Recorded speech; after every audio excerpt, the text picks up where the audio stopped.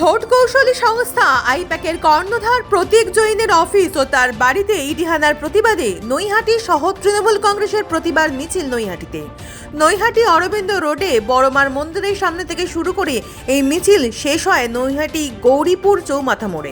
জানেন যে আমাদের দলের অথরাইজ করা এজেন্সি আইপ্যাক ইন্ডিয়ান পলিটিক্যাল, তাদেরকে যে দায়িত্ব দেওয়া হয়েছিল নির্বাচনী রণকৌশল তারা তৈরি করে এবং আগামী দিনে আমাদের যে কর্মসূচি আছে এবং যে কর্মসূচি এখন চলছে সমস্ত ডকুমেন্টস ওনার কাছে ছিল।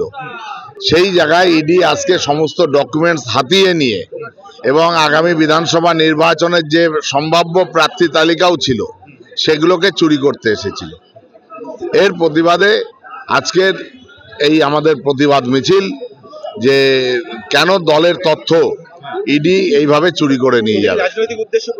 অবশ্যই রাজনৈতিক উদ্দেশ্য প্রণোদিত এবং অত্যন্ত দায়িত্ব নিয়ে বলছি। প্রার্থী তালিকা তারা চেয়েছিল এই কারণেই যে আগামী দিন থেকেই যাদের যে সমস্ত প্রার্থীদের সম্ভাব্য প্রার্থী তালিকা ছিল তাদের বাড়িতে ইডি আবার হানা দেবে। এটা ওদের দলের পরিকল্পনা, বিজেপির অমিত শাহ, বিশেষ করে অমিত শাহের পরিকল্পনা। এটা তৃণমূলের সম্ভাব্য প্রার্থী যারা হবে তাদের বাড়িতে হানা দেওয়া, তাদেরকে ডিস্টার্ব করা। কিন্তু এভাবে তো তৃণমূল কর্মীদের দমিয়ে রাখা যাবে না, কারণ আমাদের নেত্রীর নাম মমতা বন্দ্যোপাধ্যায়। প্রশ্ন তুলেছে যে মুখ্যমন্ত্রী এখানে কেন গেছেন, একটা ইনভেস্টিগেশন চলছে, সেখানে কি তার যাওয়া উচিত? 100 বার যাওয়া উচিত ছিল। আমার তথ্য আমার দলের তথ্য কেউ চুরি করে নিয়ে যাবে, তা সেখানে যাবে না চোর আটকাতে। কিছুদিন আগে অমিত শাহ এসেছিলেন, তার কি ব্লুপ্রিন্ট এটা? অমিত শাহ ব্লুপ্রিন্ট করছে, টোটাল ব্লুপ্রিন্টটা তৈরি করে অমিত শাহ। নরেন্দ্র মোদীর নির্দেশ দেয়, অমিত শাহ ব্লুপ্রিন্ট তৈরি করে, সেই ব্লুপ্রিন্ট অনুযায়ী কাজটা হয়।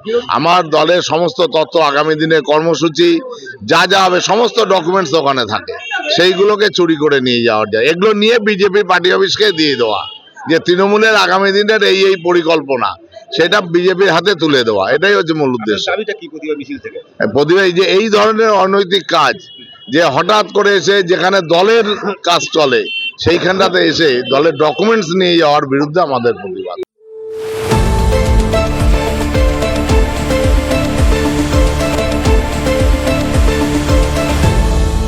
আপনারা দেখছেন এই বেলা বাংলা, শিরোনামে সবার আগে।